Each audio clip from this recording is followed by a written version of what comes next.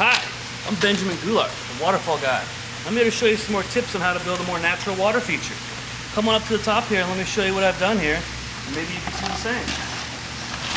So as you come up here, you see we've got our first cascade that'll come out. Now you want to make sure you have flat stones in there to create some nice stepped effect. We also framed it in with a nice boulder right in here. We used a Napa fieldstone that has nice moss and lichen growing all over for a more natural look. Now as it cascades down, it's going to split.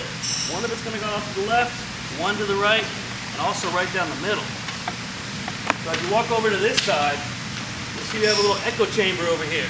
This is like a little canyon that's going to project a different sound right to the front. You'll see this will cascade down and back into the pond. And this is one of my favorite sections right here. This little bit of an area creates nice cascades for the sound and a more natural look, but a nice big drop of water also. So this has a variety of look, sound, feel, and everything.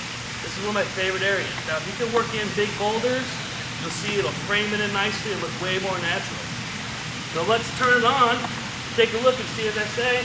This first one comes up, I better get out of here.